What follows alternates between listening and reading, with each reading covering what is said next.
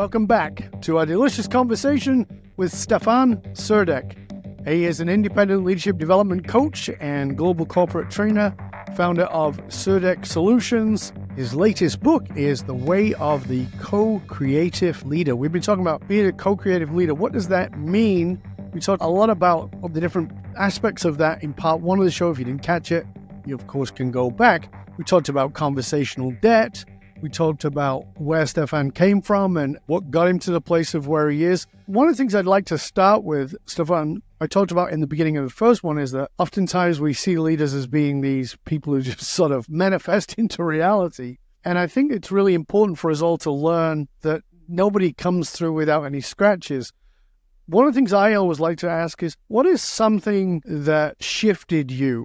What I mean by that is, an example is, what's a piece of feedback that you got that dynamically impacted you, dramatically impacted you, and you may not have liked it at the time, but what did you do with it and how did it impact you? Do you have something that you can think of? Yeah, well, I can talk about what created one of the biggest shifts in my life in terms of personal development. I was always in my head as a person, and being a technical person, I was really always more the rational type. But I also had an emotional side, and my emotional side I learned to bury when I was a teenager because my father didn't know how to deal with that side of me.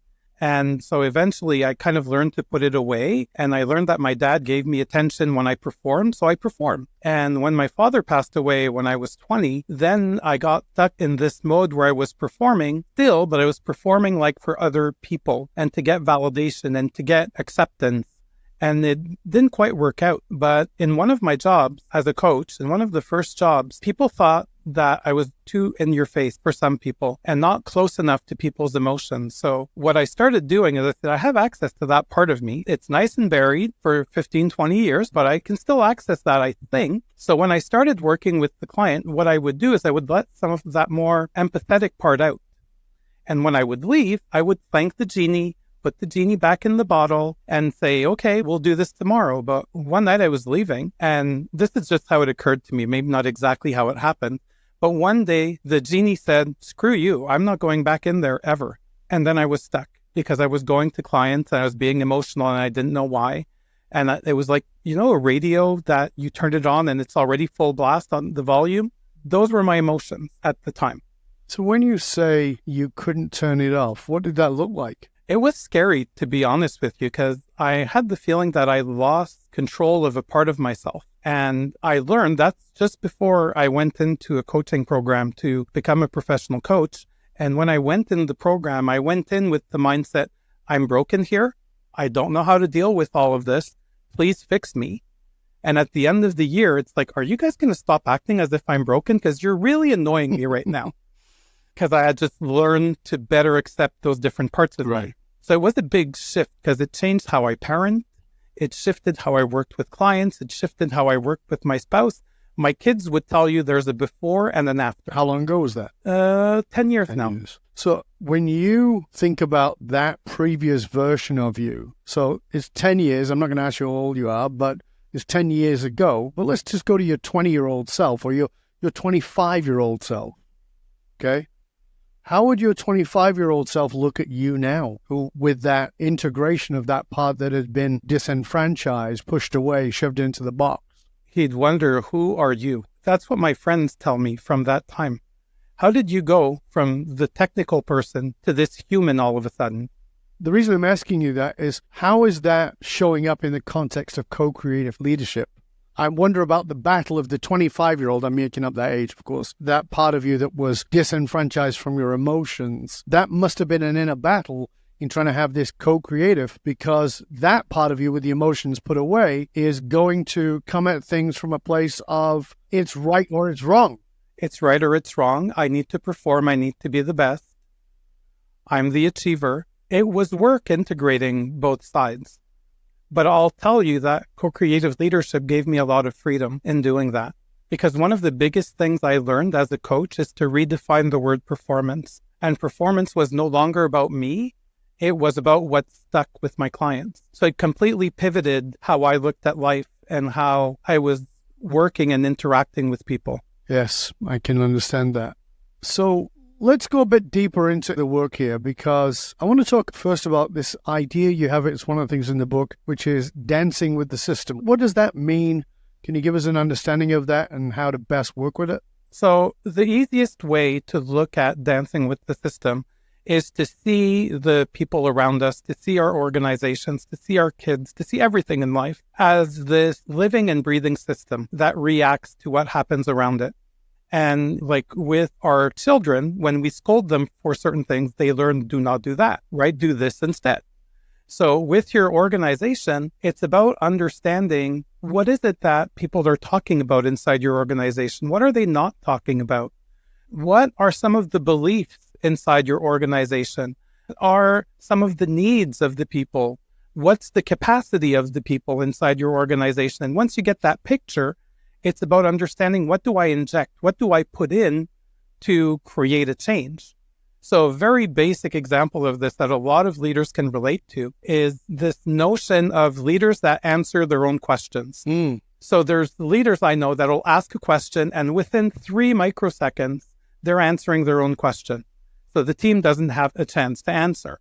But what happens there is you're actually training your team not to answer you, because they know you're going to answer yourself anyways. So if you notice that in the system, you notice that dynamic, you can just inject something, put in something very simple. Wait 7 seconds, ask a question, count up to 7, see what happens. What's your anxiety rise?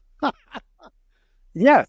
Well, or not. But I mean, just if you're on knee-jerk response of answering your own questions in microseconds, then you are going to have to come to terms with you're going to get anxious with that silence. Silence is a difficult thing for most leaders to sit with, because, I got to answer. No, you got to sit with it. Yeah, and you got to see what happens. So often, what I'll teach some leaders, I'll teach them count up to 7, see what happens, see how it feels, recognize the feelings, because that anxiety feels a certain way. It comes to get you in a certain way. And once you recognize the signs, then you go, oh, well, that's just my nervousness, and it's easier to put aside. It's easier to do something with, because you can acknowledge it. And then when you ask the question, leave the space, if people don't answer after 7 seconds, hey, maybe they were thinking about it. Ask them again. And usually within 2 cycles, someone is going to answer. But just that is like the easiest, cleanest, purest example of dancing with the system that I can give you. That's a great example, particularly the fact that I think that most leaders, even if they can sit with the anxiety for 4, 5, 6, 7 seconds, will then go, okay, well, I'm just going to come up with the answer.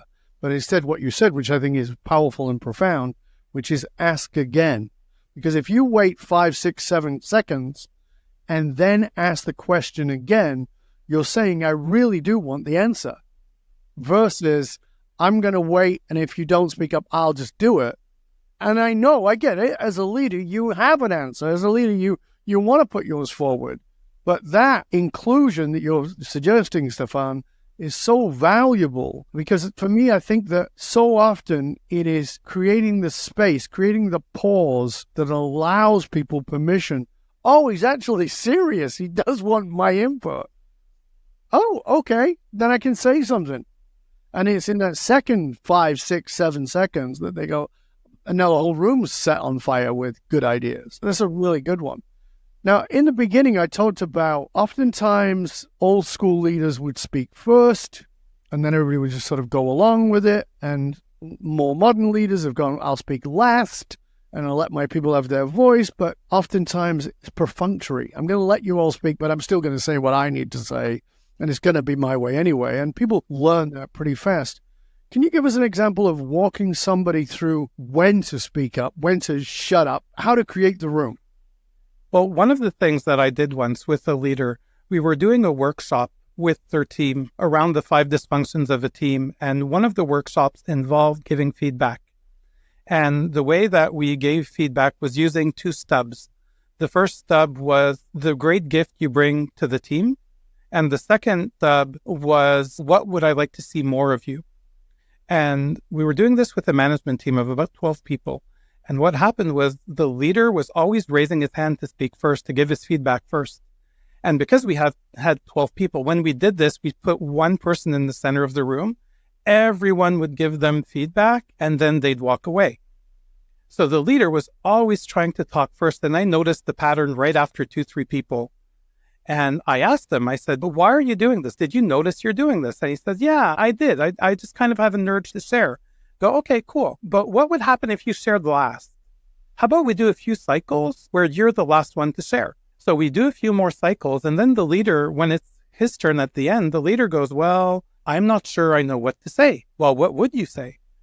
Well, everything was already said. So are you telling me there's no value in restating good feedback to someone? Are you saying there's no value? And he says, well, I don't know. He says, well, try it out. And so the leader repeats something that they had in mind, and we kept going. But the funny thing was, after that, we did a couple of cycles where the team would decide when they wanted to hear the feedback from their leader. So sometimes he would speak first, sometimes third, sometimes ninth, sometimes last, would be everywhere. And that's how we handled the rest of the session. And this leader actually had a good time with this and really found it fun that we did something practical to help him see that he could actually speak at any time. There was still value in what he had to say. It's very good because, again, the first and last thing both have their disadvantages. But I like the idea of like, well, when do you, as the person in the middle, want to hear the feedback from that person? Because maybe you do want to hear it first, and maybe you want to hear it last, but maybe you're like, okay, what I've heard, I think I disagree with the last 4 people in a row, so I'd kind of like to hear from you, boss. What do you think? The boss doesn't know they've disagreed. It's just like, yeah, I want to just see if there's a different perspective. Yeah, that's really good. And that's something I like to do a lot with people. Make it experiential. Make it something where we're practicing as a group and that we're seeing the dynamics, we're seeing what's happening. Because if not, it's just theory. So I'd rather we try something concrete like I just gave you and see the result than just talk about it. So one of the things you and I had talked about in our previous conversation was there's a lot of talk these days about embracing failure. And there's no doubt about it that there can be great value in that. At the same time, I think this presumption that people are going to be okay with failure is false. Nobody feels good about failing. You have a different way of looking at this than most people do, rather than saying, oh, let's embrace failure. Talk to us about how you put this forward within the book and what you've suggested. So first of all, when we talk about failure, often in companies, we talk about the right to fail, the right to make mistakes, all of those things. And we're trying to do that, but I think it's the wrong thing to do. I think we should not allow people to fail fast.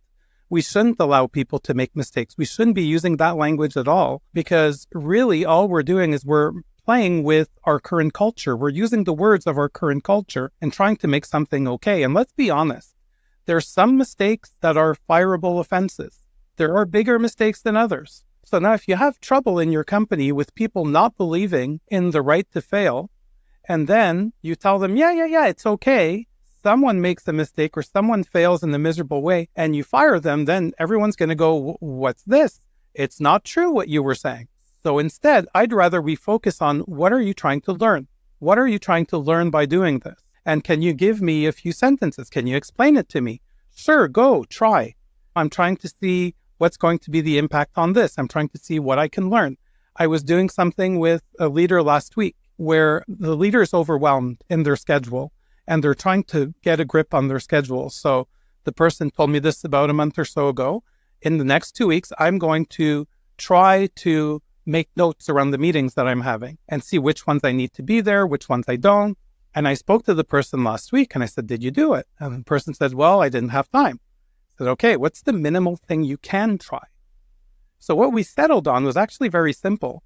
Print out a list of meetings every morning, and from there, just mark yes, no, yes, no. That's all the person needs to capture. In terms of information, it takes a fraction of a second in the meeting. But as we were talking, the person was saying, this is crazy. I would have added all this extra information around it, but then it would have made it unmanageable to analyze. So we took a small version of what they could analyze, and then we say, okay, so these are the target meetings.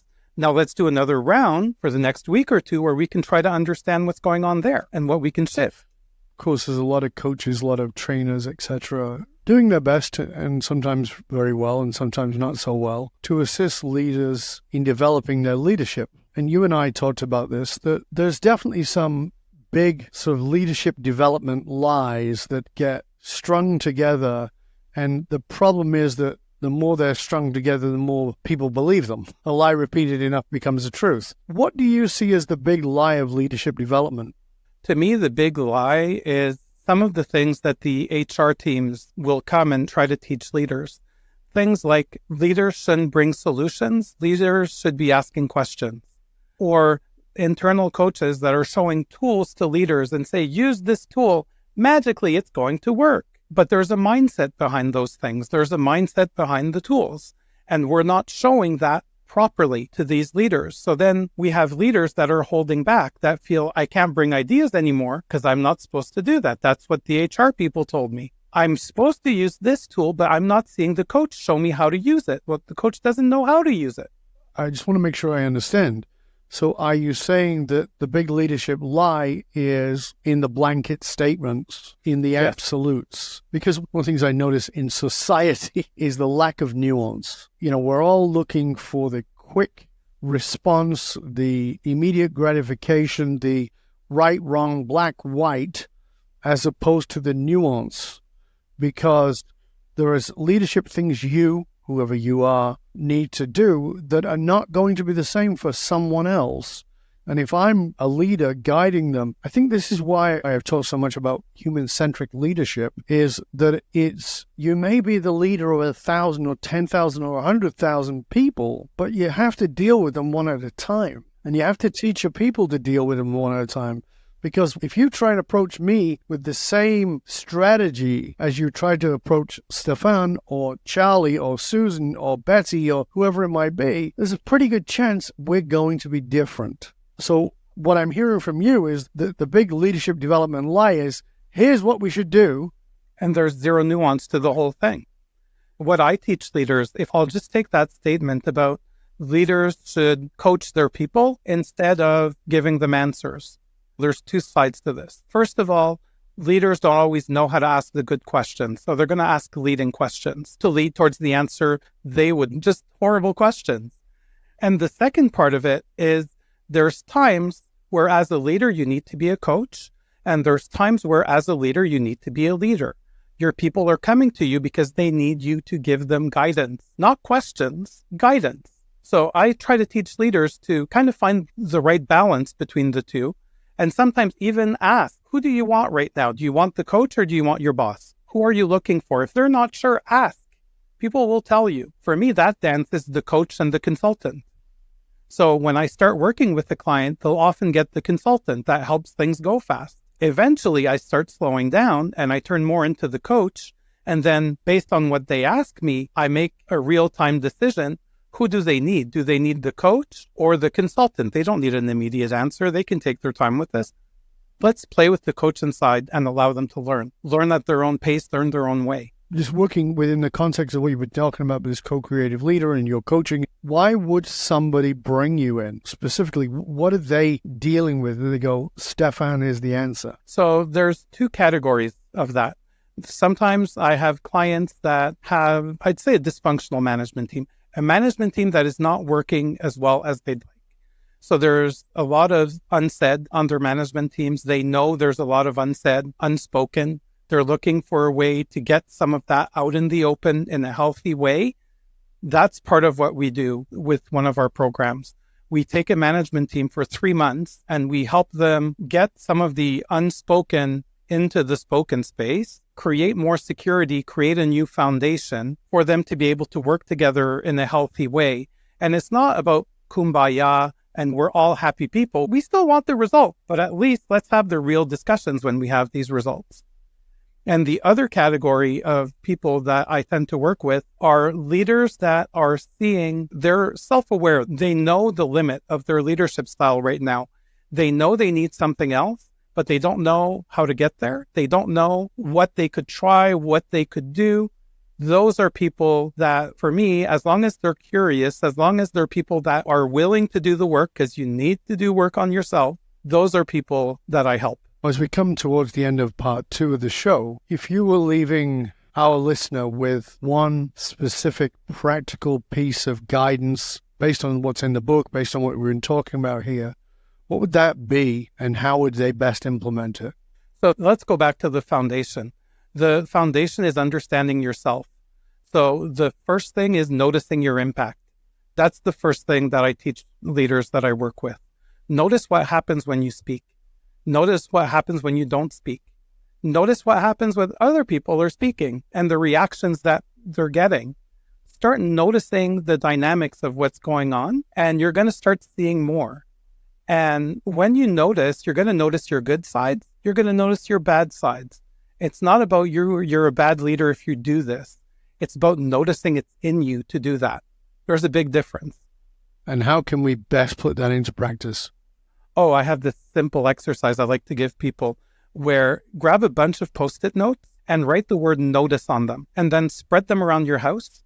Spread them in your office. It may be weird depending on your role, but you can try it in discrete areas.